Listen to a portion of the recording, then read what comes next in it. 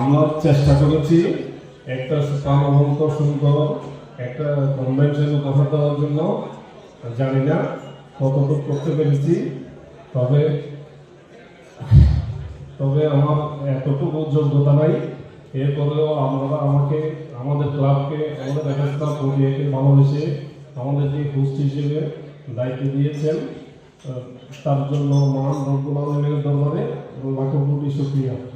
আমাদের যা ভুল ত্রুটি সবগুলো আমাদেরই আসলে।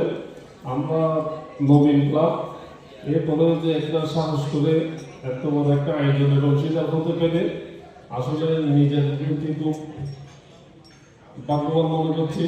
আর আপনারা যারা দূর দূরান্ত থেকে এসেছেন চট্টগ্রামে এই কনভেনশনে, আসলে বলার ভাষা নেই। সবাই যে এরকম করে ভালোবাসেন আমাদেরকে, এফএসকে, সকলের জন্য আসলে আর আবার কিছু বলার নেই। তবে ভুল ত্রুটি হলে আমাদের সুন্দর দৃষ্টিতে দেখবেন। আমরা চাই এফএক্স এগিয়ে যাক। আমরা যারা নবী, আমরা যারা শিখতে আসছি, এফএক্স করি, নিজের মন প্রাণ থেকে করি। আর আপনারা যারা লিডার, আমরা চাই আপনারাও আপনার আগের দেখানো পথে এফএক্স পরিচালনা করবেন। আর সর্বোপরি সবাইকে ধন্যবাদ জানিয়ে আমি আমার বক্তব্য শেষ করছি। ধন্যবাদ সবাইকে। এফএক্স জিন্দাবাদ।